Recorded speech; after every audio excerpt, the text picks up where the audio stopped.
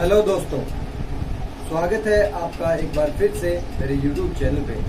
आज हम इस क्लास में क्लास थर्ड है हमारी क्लास थर्ड क्लास में हम पढ़ने जा रहे हैं जिस टॉपिक के बारे में, वो है सब्जेक्ट वर्ब एग्रीमेंट। हालांकि हमने जो दो क्लासेस ली है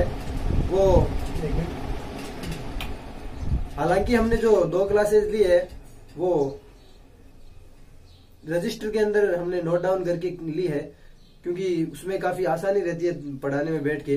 और ये जो थर्ड क्लास हम लेने जा रहे हैं वो हम अपने ब्लैक बोर्ड पे लेने जा रहे हैं, क्योंकि उसमें मुझे लग रहा था कि आपको दिखने में थोड़ी दिक्कत हो रही थी।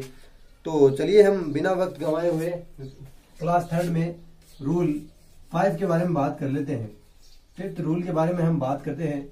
हमने 4th रूल में यू के बारे में बात की थी कि जो यू होता है उसमें हमेशा प्लूरल वर्ब का प्रयोग होता है। हालांकि होता वो सिंगुलर नाउन के रूप में है, लेकिन उसके लिए प्लूरल वर्ब का प्रयोग किया जाता है। ठीक है सिंगुलर और प्लूरल दोनों के रूप में रहता है, लेकिन उसके लिए वर्ब हमेशा प्लूरल आती है। रूल 5 के बारे में बात करें हम, यदि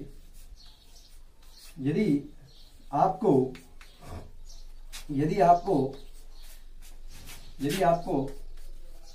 वाक्य में as if as though,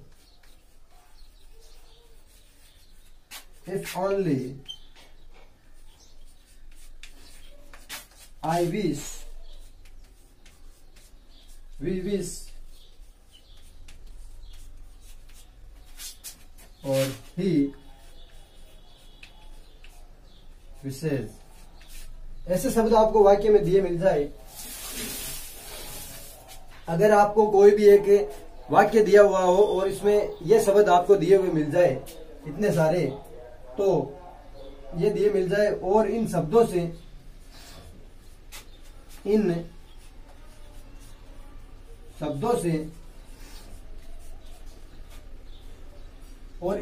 से काल्पनिकता का बोध हो,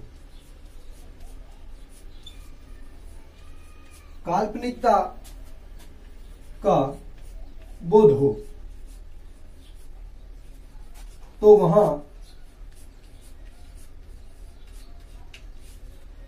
आपको क्या करना है, वर क्या है, एक प्लूरल वर्ब है, वर का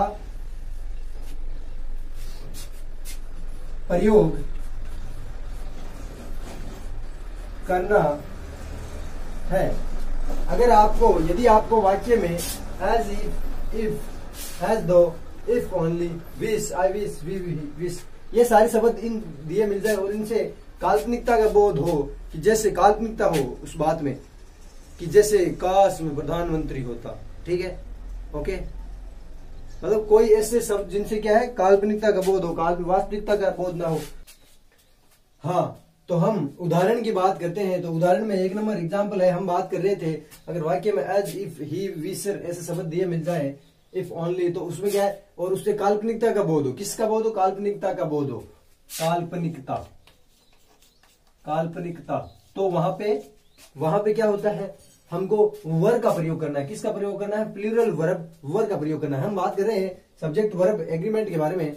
तो हम एग्जाम्पल नंबर 1 की बात करते हैं। I wish Veena were my wife. I wish, ये देखिए वर्ड आ गया, I wish, we wish, I wish, he wishes हो, ऐसे शब्द हो और उससे काल्पनिकता का बोध हो, तो प्लूरल वर्ब का प्रयोग करना है। आई wish Veena were my wife, काश वीना मेरी पत्नी होती, काश वीना मेरी पत्नी होती। तो ये वाक्य दिया, तो इससे काल्पनिकता का बोध हो रहा है। क्या वीना उसकी पत्नी है पत्नी? नहीं है, ये काश बोल रहा है। तो एक अगर बात यह है कि आई wish Veena was my wife, इसमें वर है, इसमें वॉज है, तो ये गलत है दोस्तों, ये गलत है और ये सही है।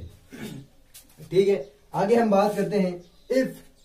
If he were my boss, if he were my boss, ये आ गया इफ आ गया दोस्तों। If he were my boss he would suspend मी,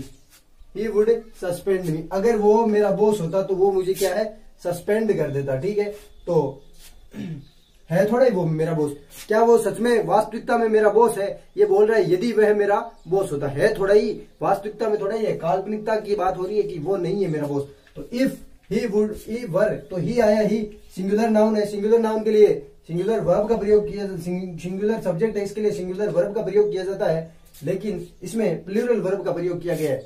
तो if he were my boss he would suspend me, this is right, किसके कारण? वर के कारण। लेकिन if he was my boss, if he was my boss, ये वॉज आ गया, तो इस वॉज के कारण ये वाक्य गलत हो गया। क्यों क्यों क्यों क्यों क्यों? क्योंकि इफ दिया हुआ है और इस वाक्य से काल्पनिकता का बोध हो रहा है, किसी भी वास्तविक स्थिति का बोध नहीं हो रहा है। तो if he was my boss he would suspend मी।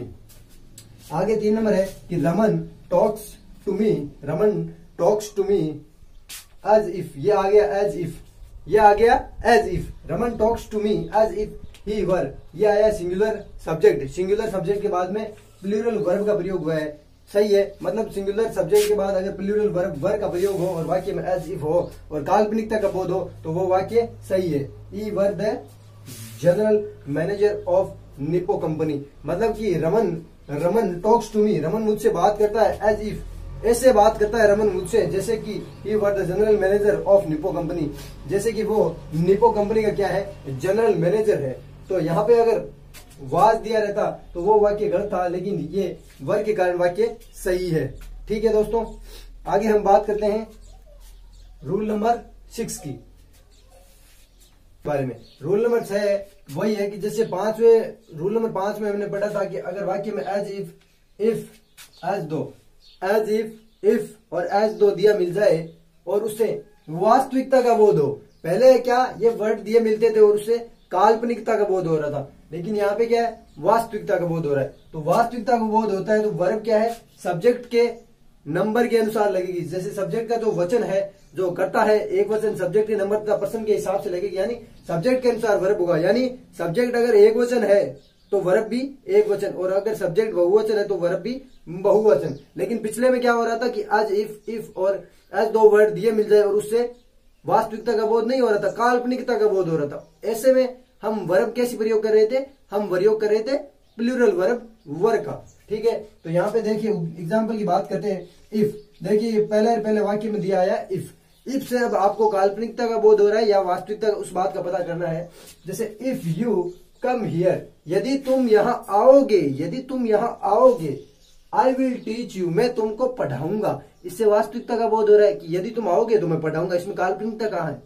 यदि तुम आए तो मैं आपको पढ़ाऊंगा, बस बात खत्म। तो इफ यू क्या है?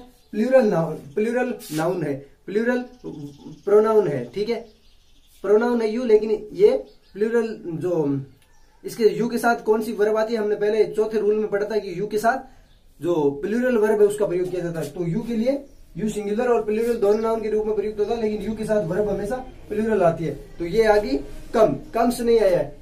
अगर यहाँ पे ही होता तो यहाँ कम्स आता। ठीक है, स्नेहा एक वचन है, देखिए क्या है? हाँ, स्नेहा लुक्स, लुक होता है एक वचन बहुवचन और लुक्स हो गया एक वचन। तो स्नेहा सिंगुलर नाउन है, सिंगुलर सब्जेक्ट है, स्नेहा एक लड़की है, तो उसके साथ लुक्स एज दो, ये आ गया एज दो। इस कारण जो स्नेहा वर्ड है उसके साथ लुक्स शब्द प्रयुक्त हुआ है। Sneha looks as though she has been working, Sneha looks as though she has been working. Sneha क्या है? काम करती हुई दिख रही है, स्नेहा काम करती हुई दिख रही है, मतलब स्नेहा काम कर रही है। तो काम कर रही है मतलब वास्तविकता का पता चल रहा है, कोई भी काल्पनिकता नहीं है। ठीक है ना, कहने का मतलब यह है कि जो वर वाला वाक्य होगा ना वो तो आपको सीधे ही देखते ही पता चल जाएगा। इसमें कहीं पे वर है क्या? इसमें कहीं पे वाज है क्या?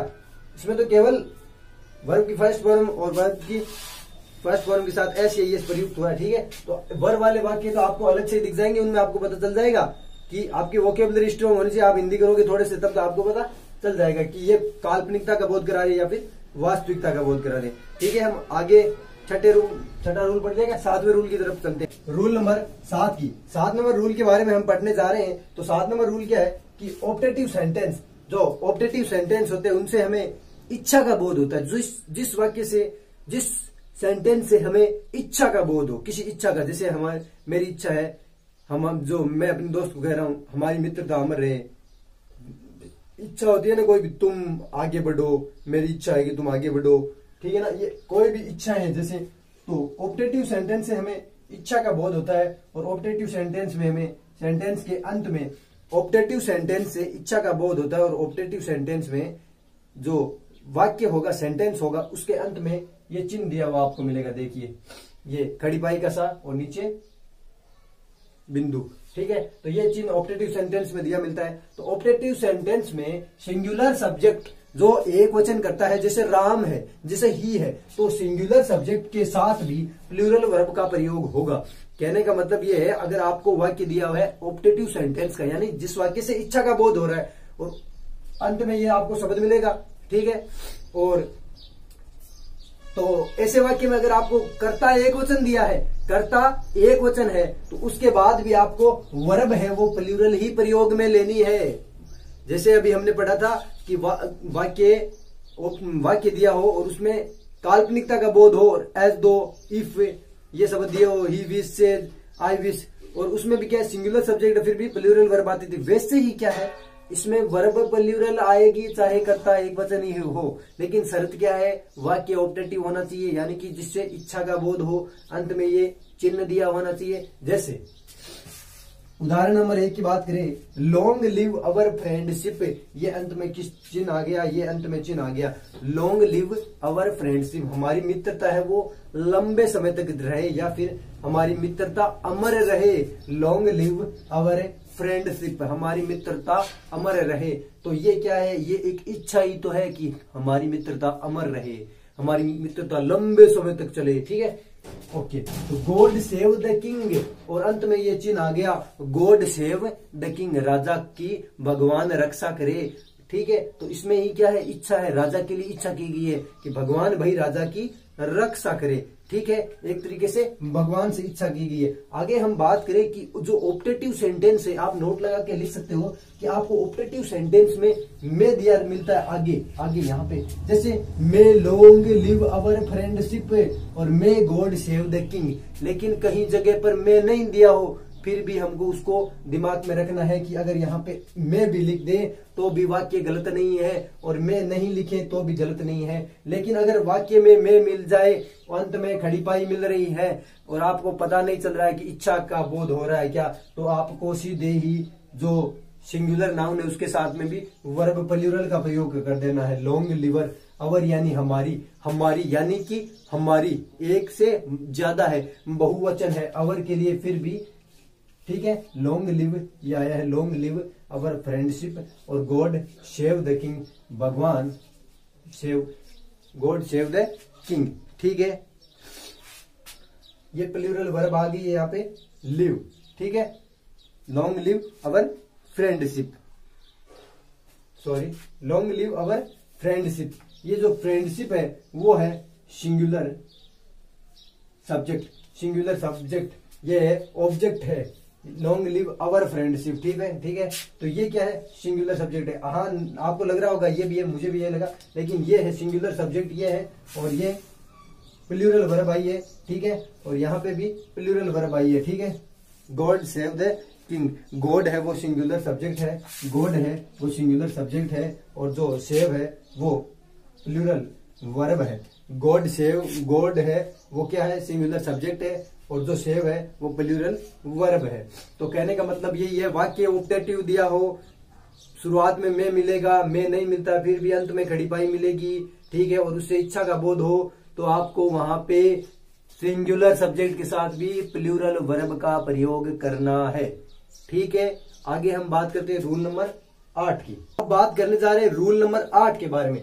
रूल 8, रूल नंबर 8, नियम 8 कि यदि दो सिंगुलर नाउन्स, यदि दो कितने, दो सिंगुलर नाउन्स यानी एक वचन सिंगुलर नाउन्स, एक वचन जो संज्ञा है, यदि दो एक वचन संज्ञाएं एंड से, यदि दो एक वचन संज्ञा एंड से जुड़कर सेंटेंस के सब्जेक्ट के रूप में प्रयुक्त होते, मतलब दो एक वचन संज्ञाएं, दो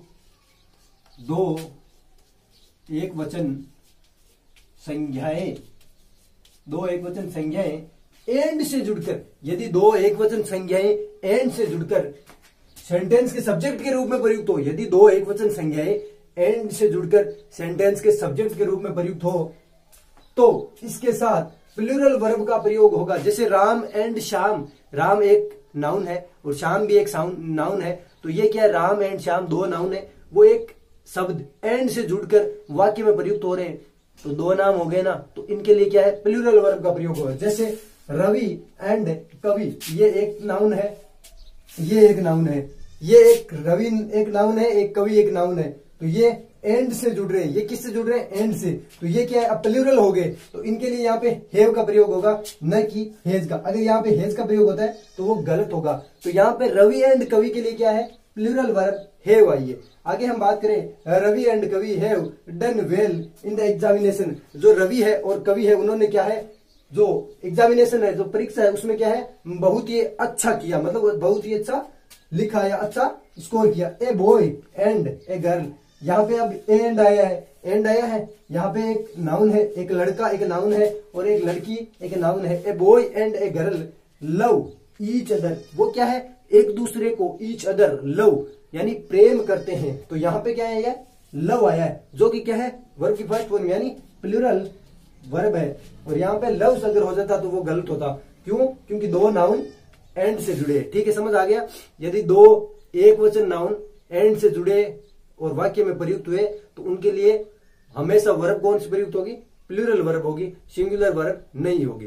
ठीक है, हम रूल नंबर 9 के बारे में पढ़ने जा रहे हैं। शानदार रूल, A1 रूल है, बेस्ट रूल है कि यदि आपको वाक्य या सेंटेंस में, यदि आपको वाक्य या सेंटेंस में पेयर वर्ड्स दिए मिल जाए, पेयर वर्ड्स का रूल है, इसका नाम क्या हो गया, रूल ऑफ पेयर वर्ड्स। यदि आपको वाक्य में पेयर वर्ड्स दिए मिल जाए, जो युग्म शब्द है, युग्म शब्द ऐसे शब्द जो साथ में आते हैं, जैसे आना और जाना, रोटी और मक्खन, ठीक है, दाल और चावल, ये शब्द क्या है, साथ में प्रयुक्त होते हैं। ठीक है, इनसे क्या है, एक ही वस्तु का भाव होता है प्रयुक्त, एक ही वस्तु, जैसे रोटी और मक्खन एक ही चीज है। अब आप रोटी खा रहे हो तो उसमें मक्खन लगा के खा रहे हो, तो वो एक ही वस्तु का भाव है। अब आप कह दो कि मैं तो रोटी के साथ मक्खन नहीं खा रहा हूँ, नहीं खा रहे तो नहीं खा रहे हो, होंगे नहीं आपके पास मक्खन, ठीक है, लेकिन ये एक ही भाव को प्रदर्शित करने वाले युग्म शब्द है, ये रटने पड़ेंगे, कोई उपाय नहीं। आप कह दो कि मैं तो कड़ी अलग खाता हूँ, चावल अलग खाता हूँ, चावल अलग खाता हूँ, तो वो अलग बात है।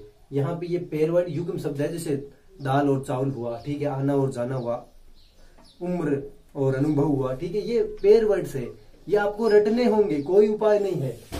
तो यदि आपको वाक्य में पेयर वर्ड्स यानी युग्म शब्द मिल जाए तो हमेशा सिंगुलर वर्ब प्रयुक्त होगी।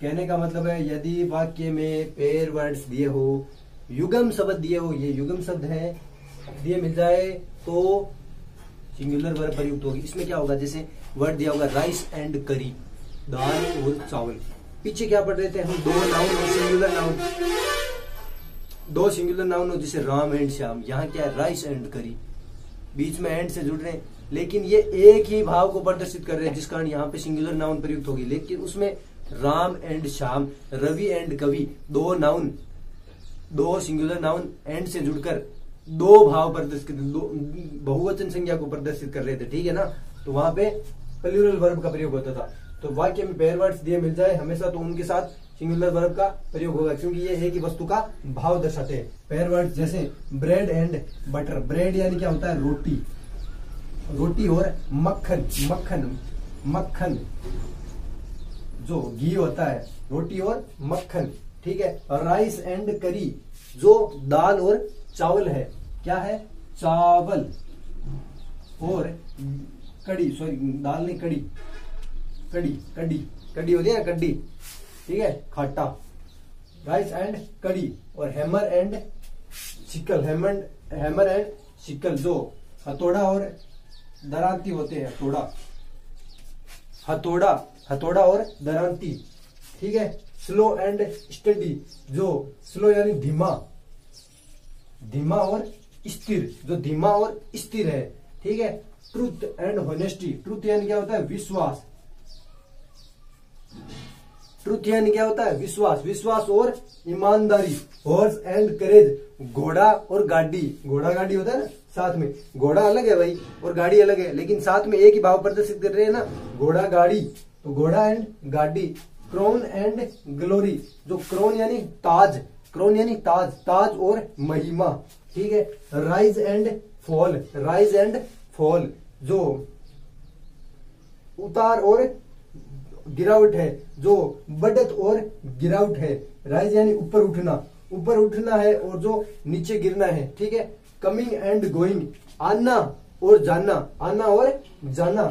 स्क्रीमिंग एंड शाउटिंग, और जो चिल्लाना है, चिल्लाना। Age and experience, age and experience जो आयु और अनुभव है। तो ठीक है, ये क्या है, ये युग्म शब्द है। आपको युग्म शब्द रटने होंगे, कोई उपाय नहीं है। तो इन युग्म शब्दों के साथ क्या है, सिंगुलर वर्ब का प्रयोग होता है। कौन सी वर्ब का, सिंगुलर वर्ब का प्रयोग। कुछ एक और भी है, क्या बोलते हैं ये युग्म शब्द, वो लिखा देता हूं, ठीक है। हाँ, तो आगे हम बात कर रहे हैं रूल नंबर 9 की। 9 नंबर रूल में ही बात कर रहे हैं जो हमने पेयर वर्ड्स है, पेयर वर्ड्स यानी कि युग्म शब्दों के बारे में हमने बात की थी। तो उसी के सिलसिले में हम कुछ एक और जो बात करते हैं युग्म शब्दों की। एग्स एंड बेकन और harm and eggs, harm and eggs. Long and short, लंबा और जो ओछा है। सम एंड सब्सटेंस और bag and baggage. It is, ये क्या है, ये क्या है, युग्म शब्द है, युग्म शब्द। ये आपको रटने होंगे। और इन ये शब्द अगर किसी वाक्य में दिख जाए तो वहां पे क्या है, आपको हमेशा और हमेशा सिंगुलर नाउन, सिंगुलर वर्ब का प्रयोग करना है, सिंगुलर वर्ब का प्रयोग करना है। ये जितने भी शब्द है और जो पीछे लिखाए थे, इतने शब्द क्या है, पेयर वर्ड्स है। और ये अगर वाक्य में कहीं पे भी दिख जाए तो इनके साथ प्लूरल वर्ब का प्रयोग नहीं करना है, आपको सिंगुलर वर्ब का प्रयोग करना है, ठीक है। For example, bread and butter, bread and butter is my favourite breakfast. जो रोटी और घी है, रोटी और घी है, bread and ghee. Is my favourite breakfast, यहाँ पे क्या है, इज लिखा है, न कि आर। अगर आप यहाँ पे दो ये नाउन है, इनके बीच में क्या है, एंड है, इनसे क्या है, आप इनको प्लूरल मान लेते और अगर इसके बीच में आर जोड़ देते आप हेल्पिंग वर्ब के रूप में, तो वो क्या था, गलत था। तो ये एक पेयर वर्ड है पूरा, तो इसके साथ इज जाएगा। Bread and butter is my favourite breakfast, यानी कि जो रोटी और घी है वो क्या है, मेरा जो पसंदीदा नाश्ता है, ठीक है। राइस एंड करी, जो कड़ी, कड़ी और चावल है, ये एक ही युग्म शब्द है। राइस एंड करी यानी कि जो कड़ी चावल है, कड़ी और चावल है। इज ए पॉपुलर डिश, वो क्या है, एक पॉपुलर यानी लोकप्रिय डिश है, ठीक है। तो यहाँ पे भी इनके साथ में वर्ब की जो सिंगुलर फॉर्म है वो प्रयुक्त हुई है, न कि प्लूरल फॉर्म। तो कहने का मतलब यही है कि युग्म शब्दों के साथ हमेशा ही सिंगुलर वर्ब का प्रयोग होता है, ठीक है। ओके, आगे हम बात करते हैं रूल नंबर 10 की। हमने अभी थोड़ी देर पहले ही बात की थी कि एक नाउन दिया हो और दूसरा नाउन दिया हो, सिंगुलर नाउन है, सिंगुलर नाउन है, दोनों एक वचन नाउन है, ये भी एक वचन नाउन है, और इसके बीच में एंड जुड़ा है, तो हमें वर्ब प्लूरल लेनी है। जैसे राम एंड श्याम, दो नाउन थे, बीच में एंड था, तो वर्ब कौन सी लेनी थी, प्लूरल। और हमने एक भी पढ़ा, इधर भी नाउन है, इधर भी नाउन है, बीच में एंड है, जैसे राइस एंड करी, ठीक है। तो उनमें वो क्या है, पेयर वर्ड होते हैं। अगर वो पेयर वर्ड होते हैं, दो नाउन है, बीच में एंड से जुड़े और वो पेयर वर्ड है, तो वहां पे वर्ब सिंगुलर लेनी है, क्योंकि वो एक ही वस्तु का भाव देते हैं। यही ऐसा ही ये अगला रूल है। यदि दो सिंगुलर अनकाउंटेबल नाउन, अब की बार काउंटेबल नाउन नहीं है बेटा, ये है अनकाउंटेबल नाउन। कौन से नाउन, अनकाउंटेबल, जिनको गिन नहीं सकते, गिना नहीं जा सकता, गिना नहीं जा सकता, ऐसे काउंटेबल नाउन, जैसे आग, पानी, हवा, ठीक है। तो यदि दो अनकाउंटेबल नाउन्स एंड से जुड़कर सेंटेंस के सब्जेक्ट के रूप में प्रयुक्त होते हैं, यदि दो सिंगुलर अनकाउंटेबल नाउन्स एंड से जुड़कर सेंटेंस के सब्जेक्ट के रूप में प्रयुक्त होते हैं, जैसे एक अनकाउंटेबल नाउन, ठीक है, और ये रहा टाइड, टाइड यानी अवसर, और टाइम यानी समय, समय और अवसर, समय और अवसर, ये बीच में एंड से जुड़ा है, तो समय एक अनकाउंटेबल नाउन है और अवसर भी एक अनकाउंटेबल नाउन है। तो time and tide wait for no man, समय और अवसर किसी का इंतजार नहीं करते। जो समय निकल गया वो निकल गया, और जो अवसर निकल गया निकल गया, ठीक है। जैसे अभी क्या है, रिट का रिजल्ट आया है, ट्रीटमेंट्स का। तो इसमें जो रह गया वो रह गया, अब वेट करो 2 ईयर। तो समय और अवसर किसी का वेट नहीं करते, ठीक है ना, वो समय था वो चला गया। तो time and tide wait for no man. तो यहाँ पे क्या है, तो इनके साथ प्लूरल वर्ब का प्रयोग करना है। अनकाउंटेबल नाउन दो जुड़े हो तो इनके साथ plural verb, time and tide यानी दो अनकाउंटेबल नाउन आए, बीच में एंड जुड़ा है, तो इनके साथ वेट आया है, न कि वेट्स। अगर यहाँ पे होता वेट्स फॉर नो मैन तो ये गलत होता। क्यों? क्योंकि वेट्स सिंगुलर वर्ब है और इनके साथ हमको प्लूरल वर्ब वेट ही लगाना है, ठीक है, okay. Wait for no man. आगे देखिए, फायर यानी आग, आग एंड वाटर, आग और पानी, फायर एंड वाटर। दो, ये पानी भी एक अनकाउंटेबल नाउन है, इसको पानी को गिन सकते हो क्या, एक पानी दो पानी, और आग को भी गिन सकते हो, एक पानी दो पानी। तो fire and water do not agree, do not agree. तो यहाँ पे फायर एंड वाटर के कारण डू आया है। अगर यहाँ पे आप डज लगाते, डज किसके लिए आता है, सिंगुलर के लिए, और डू किसके लिए आता है, प्लूरल के लिए। तो अगर आप यहाँ पे डज लगाते वो गलत होता, और डू लगाए इस कारण आपके सही हुआ है। तो हम बात कर रहे हैं कि यदि दो सिंगुलर अनकाउंटेबल नाउन, बात हो रही है अनकाउंटेबल नाउन, दो सिंगुलर अनकाउंटेबल नाउन्स एंड से जुड़कर सेंटेंस के सब्जेक्ट के रूप में प्रयुक्त होते हैं और इससे क्लास का बोध होता हो, क्लास का बोध होता हो, बहुत सी बात का, ना कि एक बात का। टाइम एंड टाइड जैसे राइस एंड करी था वैसे ही है, लेकिन उससे एक वस्तु का बोध हो रहा था, एक भाव का बोध हो रहा था, इससे क्लास का बोध हो रहा है। तो वेट फॉर नो मैन, ठीक है। आपको उम्मीद करता हूँ समझ आ गया होगा कितना। आगे हम बात करते हैं अगले रूल के बारे में, ओके। या इसमें एक दो और उदाहरण लिखूं। Gold and silver are precious metals. जो गोल्ड एंड सिल्वर है, सोना और चांदी है, वो क्या है, are precious metal. Gold and silver are precious metal, लिखा ही देता हूँ ना, चलो।